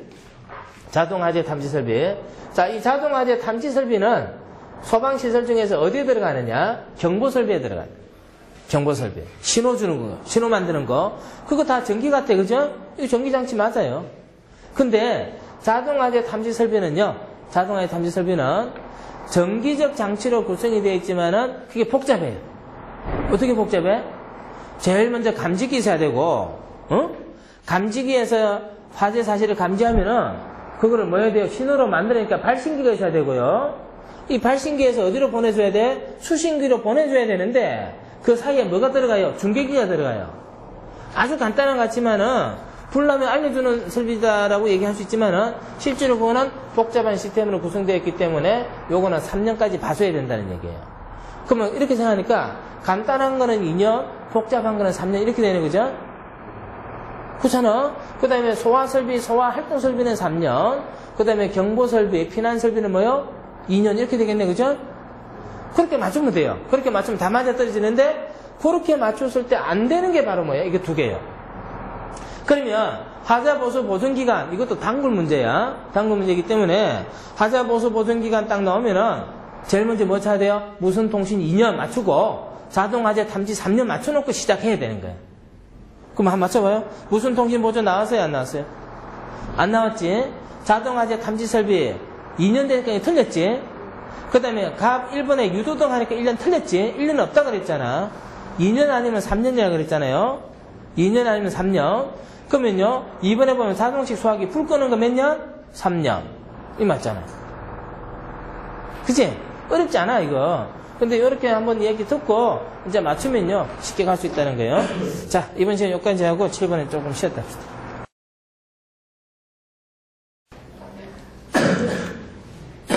자, 7번 문제요. 7번 문제. 소방시설 관리사의 결격 사유가 아닌 것은 이렇게 이제 문제가 나와 있어요. 소방시설 관리사. 요거는 이제 소방시설 설치 유지법에 소방시설 관리사와 소방시설 관리업에 대해서 규정을 하고 있는데, 결격 사유라고 하는 것은 이제 소방시설 관리사라고 하는 것은 우리 소방시설의 점검을 위해서 소방시설의 안전관리를 위한 점검을 위해서 역할을 하는 사람인데 이 사람들이 실제로 전문성이 없거나 또는 자격이 안 되거나 이런 사람들을 가지고 우리 아주 중요한 문제 이런 문제들을 맡길 수가 없잖아요. 그죠? 그래서 기본적으로 소방시설 관리사가 되기 위해서 필요한 사항에 대해서 규정을 하고 있는 거고 그러면 이제 딱 누구만 된다 이게 아니고 안 되는 것에 대해서 규정을 하고 있는 거예요. 그래서 검치산자, 한정치산자, 검거 이상의 실형을 선고받고 그 집행이 면제된 날로부터 2년이 지나지 아니한 사람, 안전행정불량에 따라 자격이 취소된 날로부터 2년이 지나지 아니한 사람, 검거 이상의 형의 집행유예를 선고받고 그 유예기간이 지난 사람. 자, 그렇게 이제 지금 네 가지 이제 포인트가 남아 있어요. 남아 있는데 거기서 이제 결격 사유가 아닌 것은 했기 때문에 시설 관리사가 될 수 있는 사람 이 말이에요, 그지? 근데 이제 법이라고 하는 거는 뭐 아니한 이런 부정적인 표현들을 많이 써요. 부정적인 표현들을 많이 쓰는데 그거는 뭐냐면은 하면 안 된다는 것에 대한 강조를 하기 위해서 그런 표현을 많이 쓰고 있어요. 그래서 제대로 맞춰서 읽으려면 이게 아주 쉬운 말인데도 어려워져요. 어려워지는데 이제 그런 의미고. 그럼 이제 먼저 검치산자하고 한정치산자가 있는데 이건 뭐예요? 검치산자하고 한정치산자. 검치산자는 어떤 사람이에요? 검치산자는 정신방해가. 한정치산자는 정신적인 문제가 있는 사람이고 한정치산자는 경제적 능력이 없는 사람이에요. 경제적 능력이 없는 사람. 경제적 능력이 없는 사람. 그래서 그런 사람들 안 돼요. 뭐 자기 사리 판단도 못하는 사람이 중요한 소방시설 점검할 수 있겠어요? 안 되잖아요, 그죠? 그럼 이제 경제적인 문제가 있는 사람 이것도 안 돼요, 그죠? 그다음에 금고 이상의 실형 선고를 받고 아까 금고했어요, 그죠? 금고는 이제 감옥에 가둬놓고 가만히 놔두는 거야. 일을 안 시켜요. 자, 선고 받고 그 집행이 면제된 날부터 2년이 지나지 않은 사람. 그래서 뭐 법의 어떤 처벌을 받고 나서 최소한 2년은 뭔가 자숙하는 기간이 있어야 된다는 거예요. 그 2년이 지나고 나야지만 이건 거의 대부분 법에서 다 그래요. 그래서 가령 교도소에 갔다 왔다. 그러면 이제 제대로 활동하려면 어떻게 해야 돼요? 2년쯤 지나야 된다는 얘기야. 그래서 2년이 지나지 아니한 사람. 그거 안 돼요. 그죠? 결격 사유고. 안전행정불량에 따라 자격이 취소된 날부터 2년이 지나지 않은 사람. 자격이 취소되고 나서도 2년이 지나야지만 새로 할 수 있어. 그죠? 근데 이제 4번에 보면 뭐가 나요? 집행유예 선고를 받고 집행유예 기간이 지난 사람이죠? 요거는 이제 결격 사유에 해당하지 않습니다. 그죠? 이런 사람은 안전관리사가 될 수 있어요. 자, 8번 문제요. 이동식 난로를 설치할 수 없는 장소로 소방법령상 규정되어 있는 곳이 아닌 것은 했습니다. 우리는 이제 소방기본법은 소방과 관련한 기본적인 사항을 정해놔요. 거기에는 뭐가 있냐면은 화재를 예방하기 위해서 필요한 사항을 쭉 정해놓고 있어요. 거기에는 뭐가 있냐면은 불을 다뤄요. 불은 어때요? 점화원이 되잖아요. 그죠?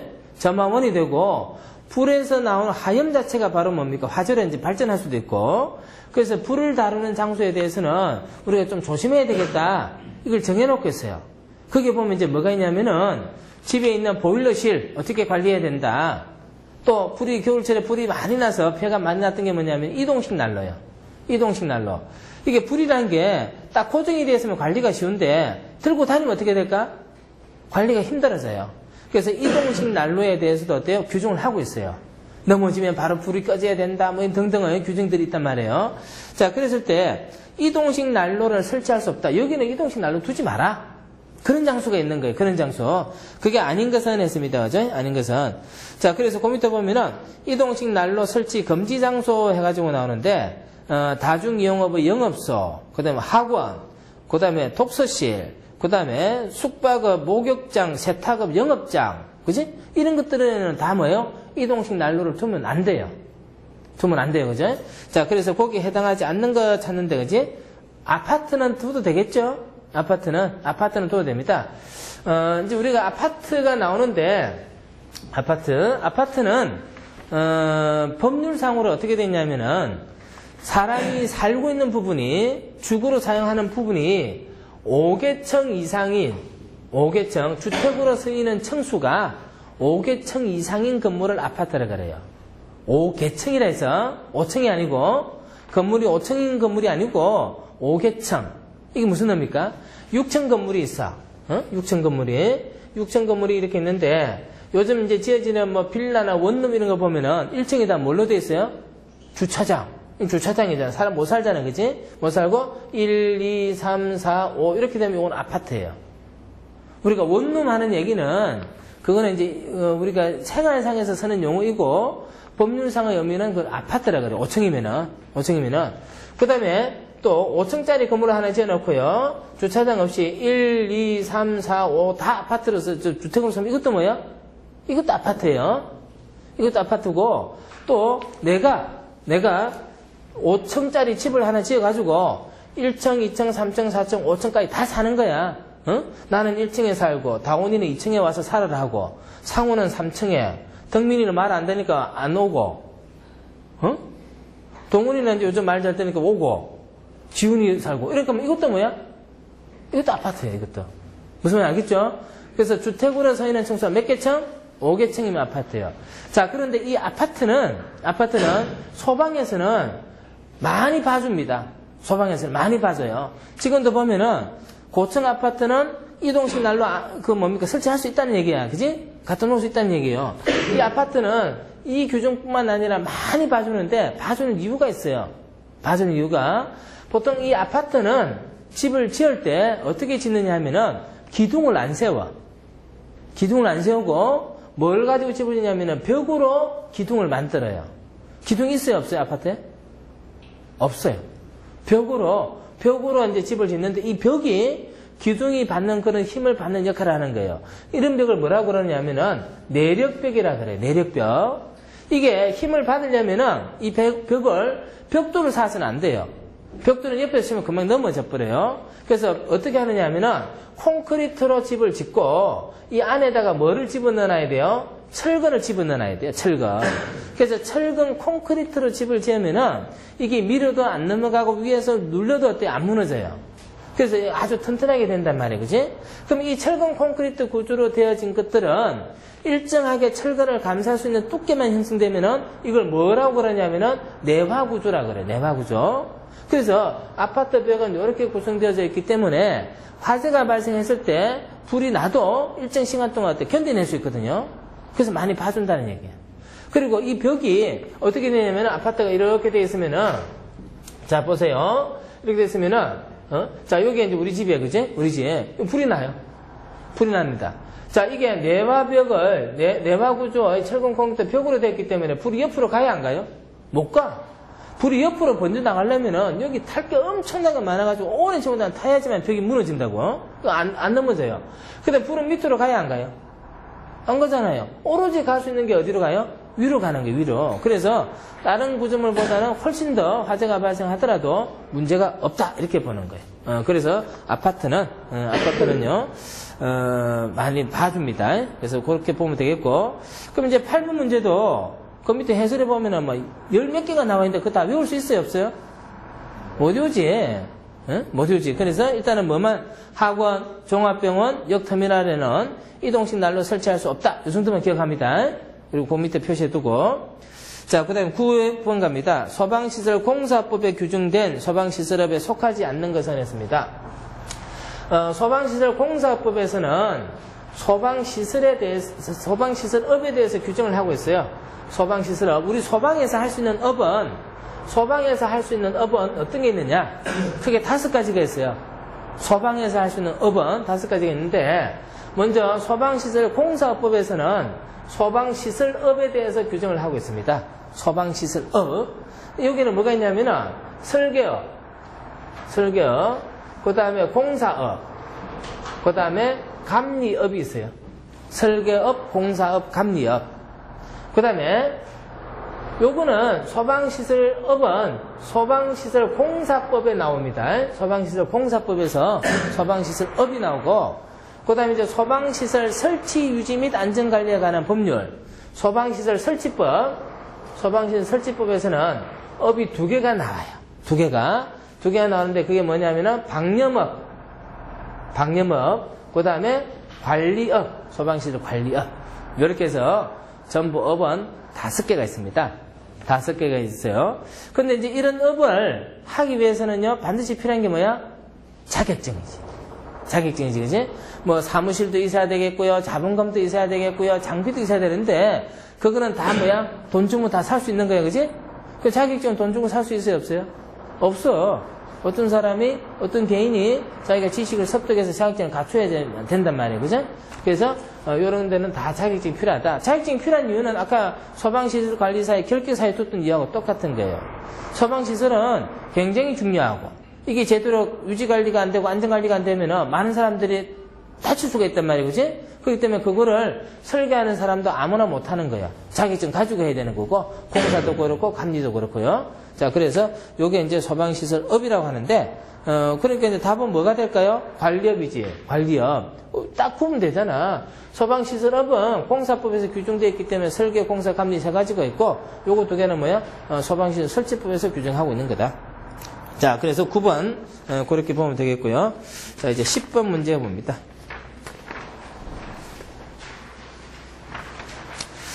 소방용수시설 중 급수탑의 개폐 밸브는 지상에서 몇 미터에 설치해야 되는가? 이렇게 이제 문제가 나와 있어요.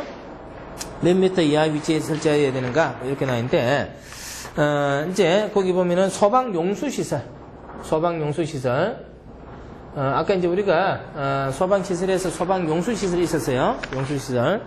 소화용수하는 게 있었는데, 이 소방용수시설은 세 가지가 있죠. 세 가지. 뭐가 있어요? 세 가지? 얘기해볼 사람? 소방용수시설은 세 가지가 있어요. 불을 끄기 위해서 물을 모아두는데, 물을 모아두는 큰 탱크를 둬요. 그게 뭡니까? 저수조. 자, 그 다음에 이제 물을 호스를 이용해서 뺐습니다. 그게 뭡니까? 소화전. 그 다음에 소방차가 출동할 때 물을 싣고 가야 되잖아요. 소방차에다 물을 실어줘요. 그게 뭡니까? 급수탑입니다.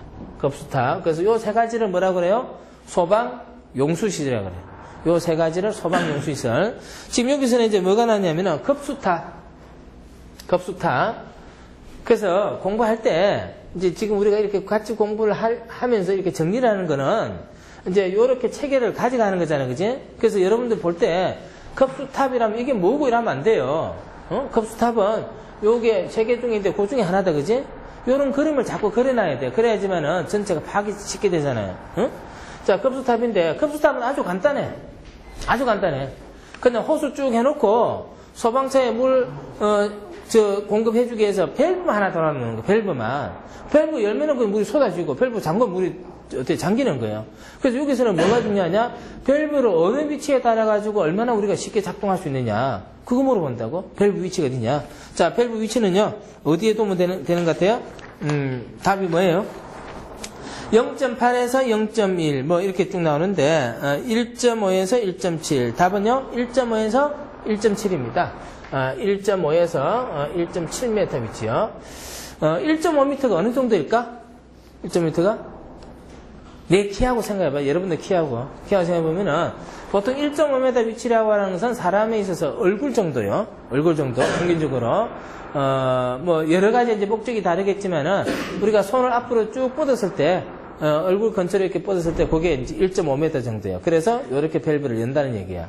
근데 이제 급한데 뭐 이렇게 앉아서 열거나 뭐 뭘 갖다 놓고 이렇게 올라가서 열거나 이러면 안 되겠죠. 그죠? 그래서 쉽게 가서 바로 눈으로 확인하면서 열 수 있는 데가 뭐예요? 1.5m라고 하는 거예요. 그래서 1.5에서 1.7m 요 높이에다가 설치를 하는 거예요. 그치? 요것도 외우면 되겠죠? 요것도 외우면 되겠고요. 자, 요거는 이제 나머지는 뭐 나오면 그때 할게요. 자, 11번 문제. 시도지사가 방염 처리업 등록을 위해서 제출된 서류를 심사한 결과 첨부 서류가 미비되었을 때 보완을 요청할 수 있는 기간은 있습니다.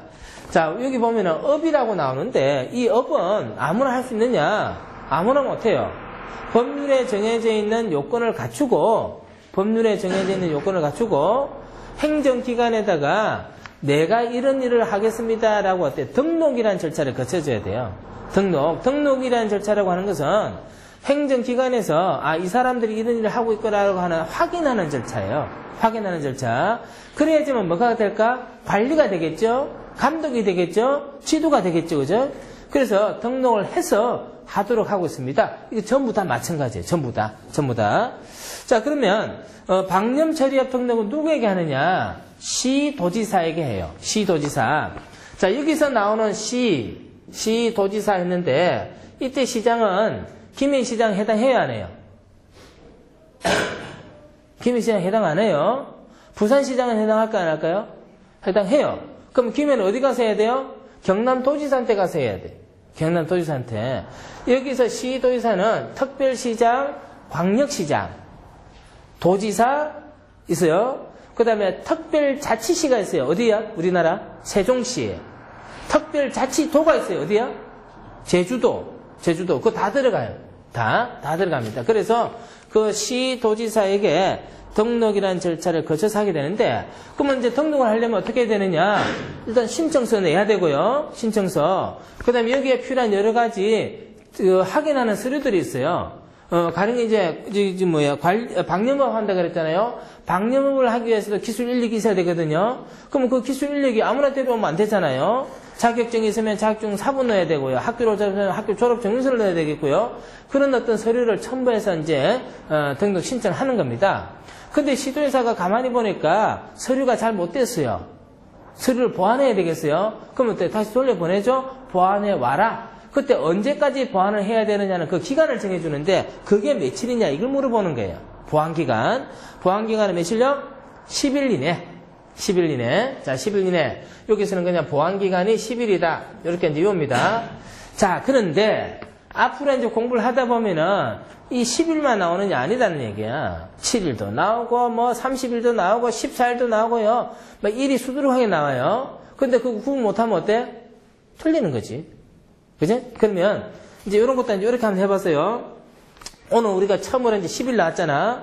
그럼 여러분들 이제 메모를 딱 하는 거야. 10일 딱 적어놓고 뭐라고 적으면 되겠어? 요약해서 방염업 등록 보완 적어놓으면 되잖아. 그럼 방염업 등록 보완 이렇게 적어놓는단 말이야. 이렇게 이제 노트를 하나 딱 해놓는 거예요.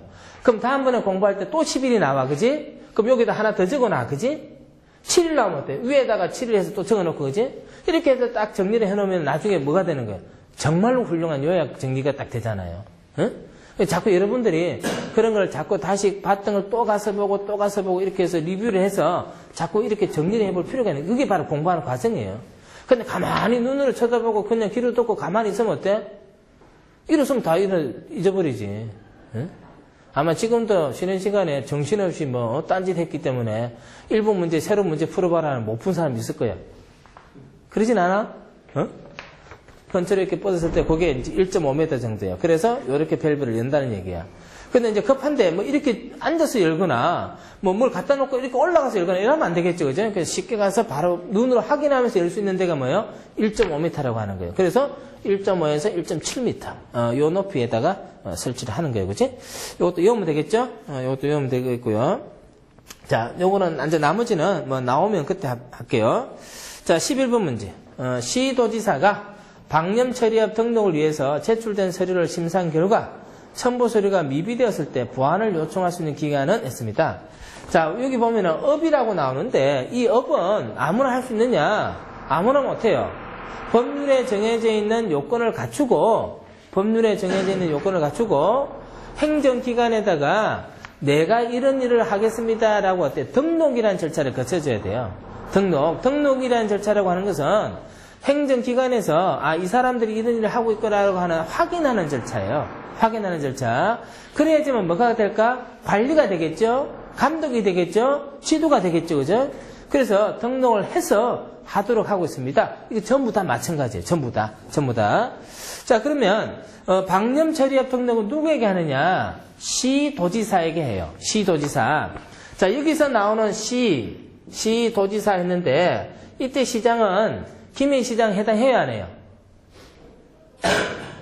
김해시장 해당 안 해요? 부산시장은 해당할까 안 할까요? 해당해요. 그럼 김해는 어디 가서 해야 돼요? 경남도지사한테 가서 해야 돼. 경남도지사한테.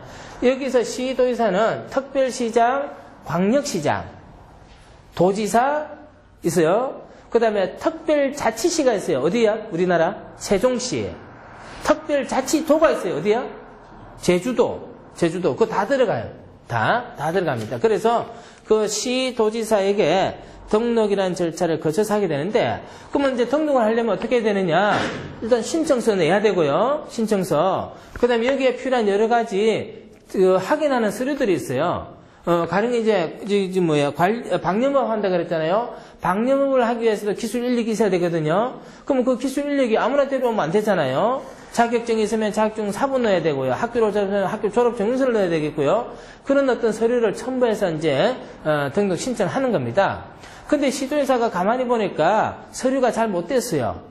서류를 보완해야 되겠어요. 그러면 또 다시 돌려보내죠. 보완해 와라. 그때 언제까지 보완을 해야 되느냐는 그 기간을 정해주는데 그게 며칠이냐 이걸 물어보는 거예요.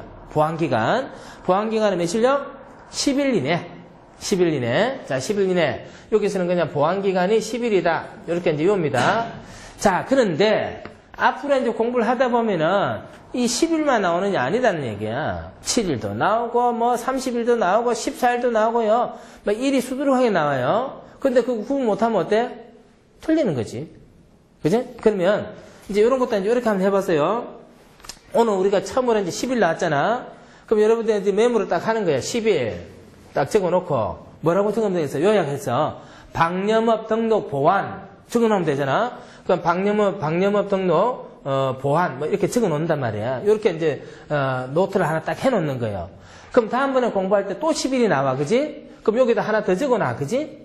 7일 나오면 어때? 위에다가 7일 해서 또 적어 놓고, 그지? 이렇게 해서 딱 정리를 해 놓으면 나중에 뭐가 되는 거예요? 정말로 훌륭한 요약 정리가 딱 되잖아요. 응? 자꾸 여러분들이 그런 걸 자꾸 다시 봤던 걸 또 가서 보고 이렇게 해서 리뷰를 해서 자꾸 이렇게 정리를 해볼 필요가 있는 그게 바로 공부하는 과정이에요. 근데 가만히 눈을 쳐다보고 그냥 귀를 덮고 가만히 있으면 어때? 이랬으면 다 잊어버리지. 응? 아마 지금도 쉬는 시간에 정신없이 딴짓 했기 때문에 일본 문제, 새로운 문제 풀어봐라는 못 푼 사람이 있을 거야. 그러진 않아? 건축물의 주요 구조부 이렇게 나오는데 이제 불이 났을 때 우리가 소방의 역할이 필요한 대상을 소방대상물이라 그래요. 소방대상물. 소방대상물이 되는 것은 많아. 건물도 그렇고 자동차도 그렇고 그죠? 굉장히 많아.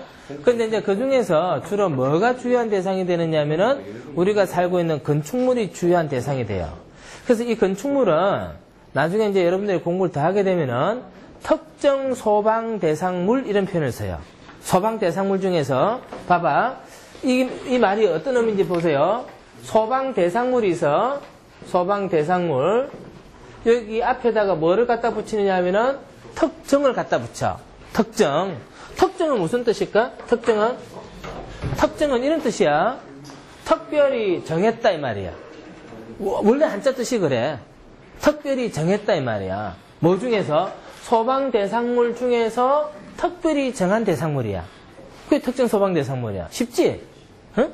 그럼 이제 소방 대상물이 아까 차도 있고 선박도 있고 비행기도 있고 건물도 있고 그랬는데 그 중에서 우리는 제일 많이 시간을 보내고 제일 많이 쓰는 게 뭘까?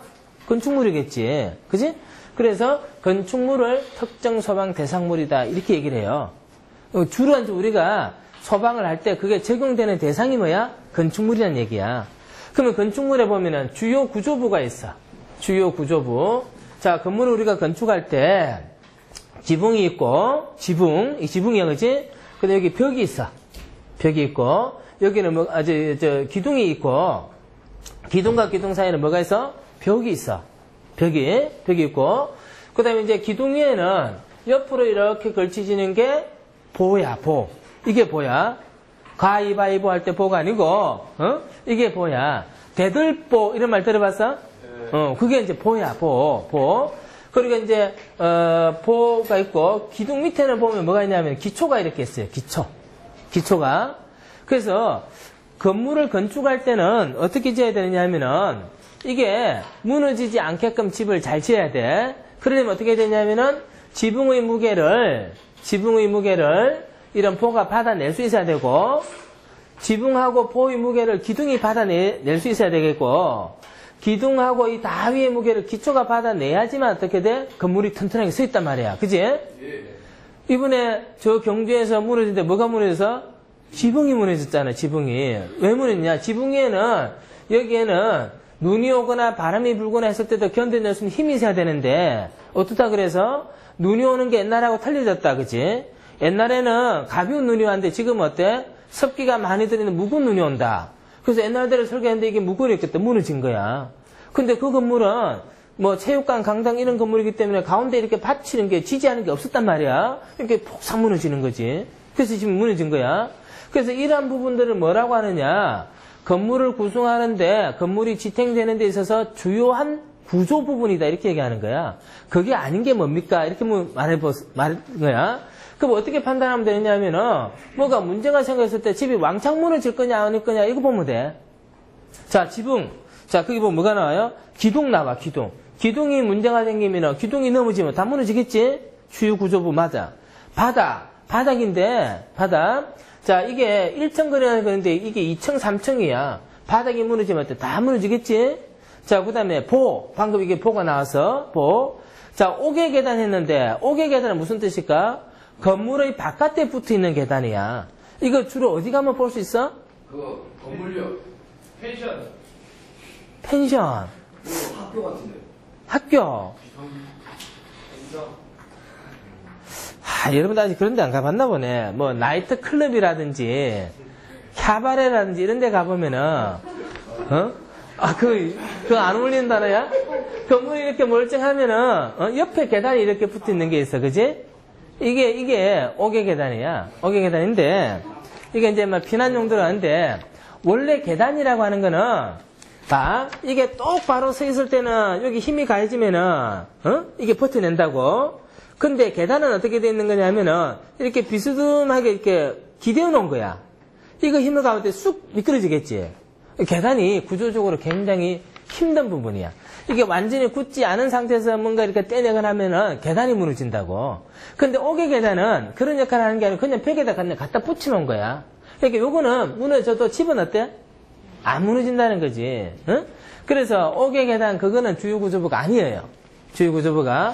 그러면 이 얘기는 어디에서 이렇게 하고 있느냐? 이거 그냥 하는 얘기는 아니겠지, 그지? 자, 우리 이제 화재가 일어나서 문제가 되는 것을 재난재해라 그래요. 재난재해.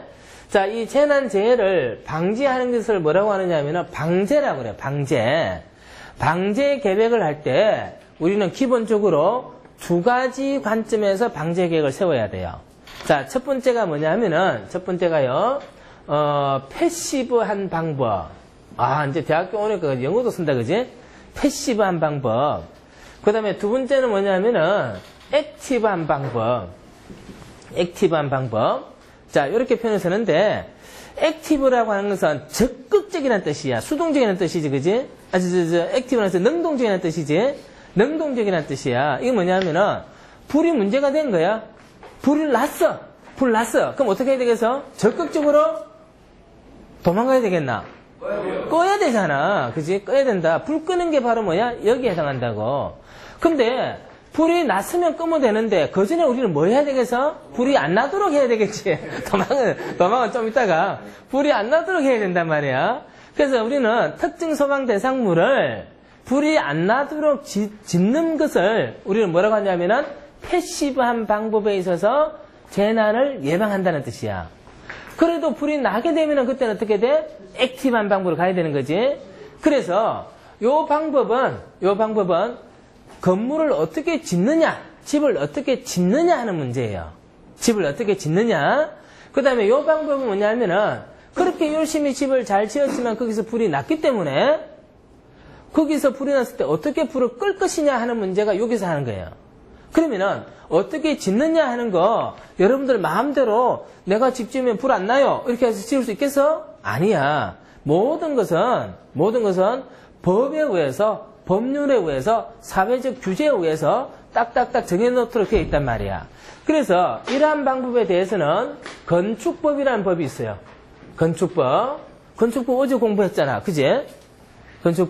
건축법에서 정해놓은 대로 집을 지을 때 뭐라고? 우리는 패시브한 방제 대책이라고 하는 거예요.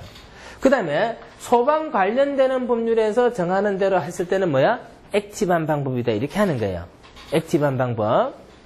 그래서 지금 이제 건축물의 주요 구조부가 아닌 것 했을 때 건축물이라고 하는 것은 이 법의 적용 대상이 되는 것을 의미하고 여기에서 주요한 구조부다라고 하는 것은 화재가 발생했을 때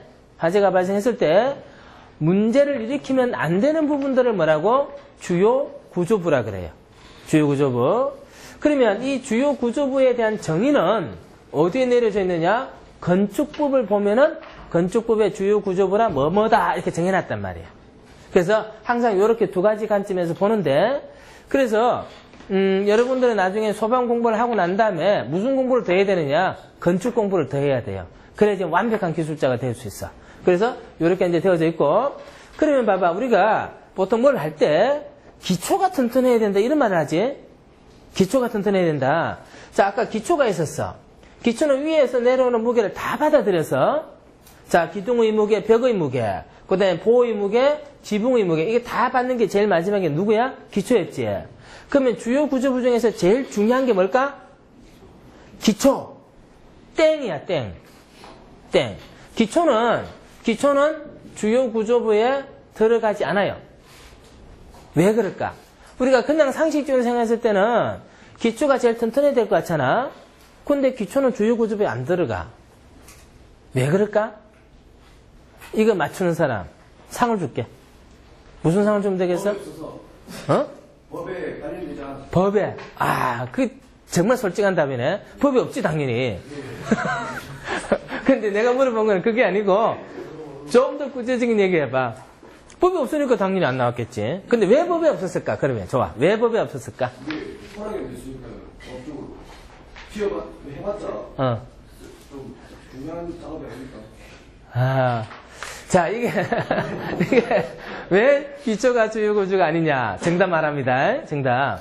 이거는 지금 우리가 패시브하다, 액티브하다 하는 것은 뭐에 대해서 지금 얘기를 하는 겁니까? 화재를 우리가 미리 예방하려면은 어떻게 되느냐는 관점이잖아. 그지? 그런 관점에 지금 얘기를 하고 있단 말이야. 자, 기초는 어디에 있느냐? 기초는 땅 속에 들어가 있죠? 땅 속에. 불이 나면 땅 속에도 영향을 줘야 안 줘요? 안 줘. 늦게 주겠지. 근데 그 영향이 그 정도 기초가 문제가 될 만큼 불에 타진 않아. 그때는 다 소방관들이 와서 불을 끈단 말이야. 그래서 기초는 땅 속에 있는 구조물이기 때문에, 땅속 구조물이기 때문에 건축법에서 주요 구조부가 아니라고 얘기를 하는 거예요. 건축법에서. 그러면 우리가 상식적으로 생각할 때 건축법이라는 게 집을 잘 짓기 위해서 정해놓은 법 같잖아. 근데 지금 무슨 얘기를 하고 있어? 불나면 문제없다 이 얘기하고 있잖아. 그지? 건축법의 목적은 여러 가지가 있어요. 집을 멋지게 짓는 것도 건축법의 내용이고, 집을 튼튼하게 짓는 것도 건축법의 내용이고, 집을 지을 때 불이 안 나도록 집을 짓는 것도 뭐예요? 건축법의 내용이에요. 불이 나지 않도록 집을 짓는 것도 건축법의 내용이에요. 그래서 주요 구조부에 기초가 안 들어가는 이유입니다. 그러면 주요 구조부냐 아니냐 하는 문제는 잘 나올 거고, 그지?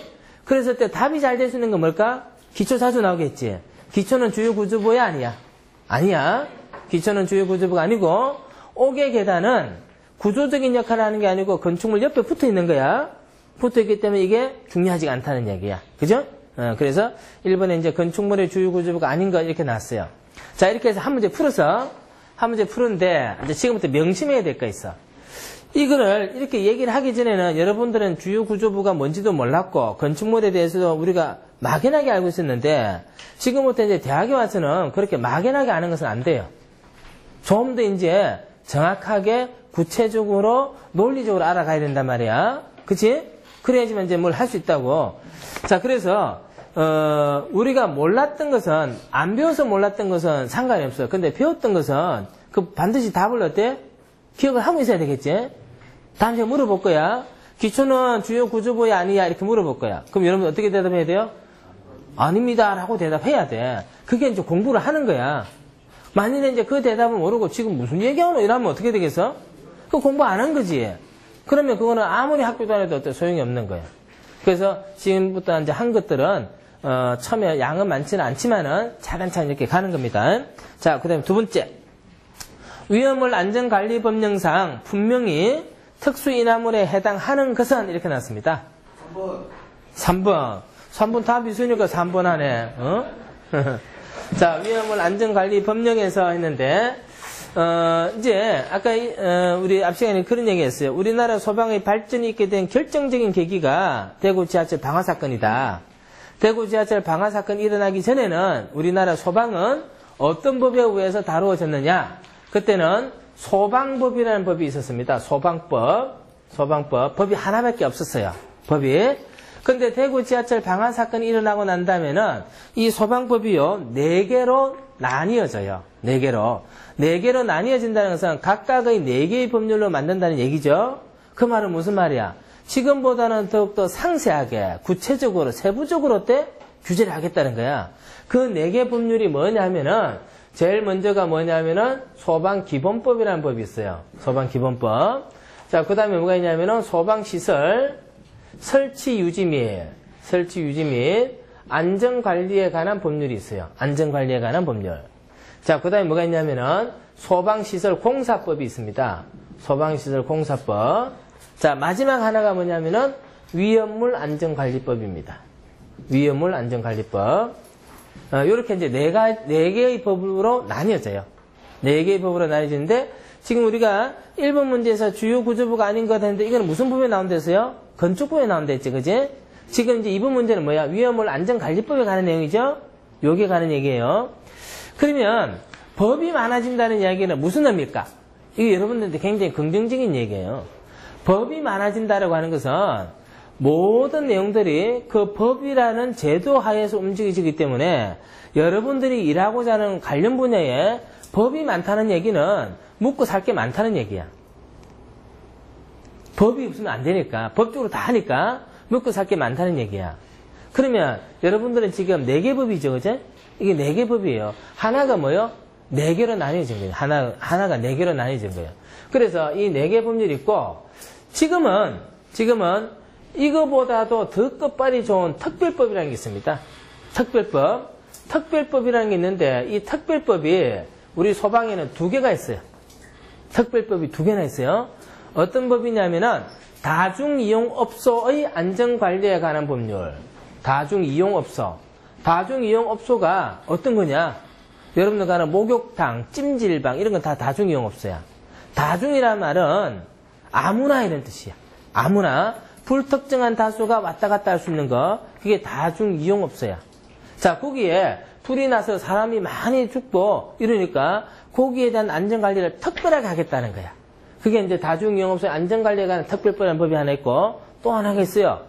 초고층 건물 및 지하연계 복합건축물. 자, 이 건물에 대한 안전관리